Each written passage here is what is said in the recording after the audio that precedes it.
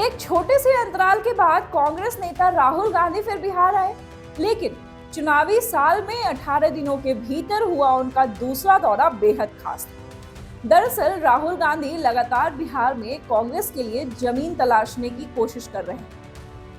यूं तो राहुल गांधी स्वतंत्रता सेनानी और दलित के नेता रहे जगलाल चौधरी की जयंती समारोह में शामिल हुए थे। उसके लिए वो पटना पहुंचे थे, लेकिन इस बीच वे कई खास सियासी संदेश भी दे गए। नमस्कार, आप देख रहे हैं मेट्रो 24 और मैं हूं नेहा सिंह। सियासत के मौके की अहमियत सबसे ज्यादा होती है। बिहार में इस साल अक्टूबर-नवंबर में विधानसभा के चुनाव होने हैं, लिहाजा राहुल गांधी के बिहार दौरे के राजनीतिक मायने काफी अहम हैं। सबसे पहले हम आपको राहुल का एक बयान सुनाते हैं, फिर उसके बाद उसके राजनीतिक अर्थ पर चर्चा करेंगे। सबसे पहले यह पता लगाना है कि सचमुच में किसकी कितनी आबादी है और किसको कितनी भागीदारी मिल रही है। और यह पता लगाने का एक ही तरीका है, उसका नाम है जाति जनगणना। और यह बिहार वाला जो जाति जनगणना है, मैं इसकी बात नहीं कर रहा हूं। जाति जनगणना देखना है तो तेलंगाना वाला देख लीजिए। राहुल गांधी का बयान तो आपने सुना। इस बयान में वो जाति जनगणना पर बेहद आक्रामक दिखे। वही जाति जनगणना जिसका तेजस्वी यादव और नीतीश कुमार ढोल पीट रहे हैं। यही नहीं, राहुल गांधी का लगातार बिहार आना महागठबंधन को एक बड़ा संदेश दी। ऐसे में अब सवाल उठता है कि क्या कांग्रेस हरियाणा और दिल्ली की तरफ बिहार में भी अकेले चुनाव लड़ने का फैसला ले सकती है।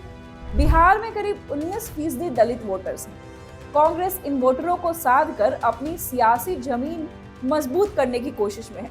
वहीं इसे एक तीर से दो निशाना भी कहा जा सकता है, क्योंकि कांग्रेस की पूरी मेहनत महागठबंधन में सम्मानजनक सीट पाने और बिहार में अपनी खोई हुई ताकत को हासिल करने के लिए है। इसीलिए राहुल जगलाल चौधरी के जयंती में शरीक होने आए। हालांकि वे भाषण देते वक्त यहां भी चूक गए। आज हम जगत चौधरी जी की याद करते हैं। लड़ाई हिंदुस्तान में विचारधारा की है। एक तरफ आरएसएस, बीजेपी और दूसरी तरफ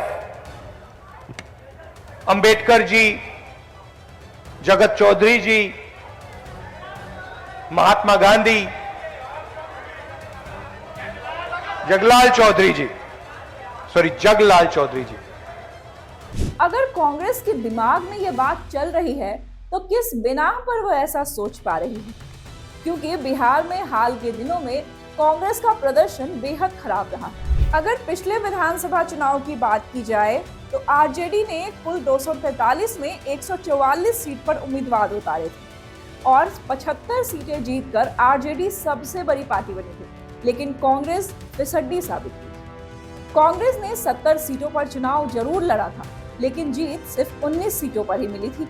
महागठबंधन के भीतर भी ये प्रदर्शन बड़ा मुद्दा बना था। ऐसे में अब अटकलें लग रही है कि महागठबंधन में कांग्रेस की सीटें काट दी जाएगी। शायद इसलिए भी कांग्रेस एकला चलो के रास्ते पर जाने का सोच रही है। अब यह वक्त ही बताएगा कि कांग्रेस की इस जद्दोजहद का नतीजा आखिर क्या होता है। बिहार वासी उसे किस तरीके से समझते हैं।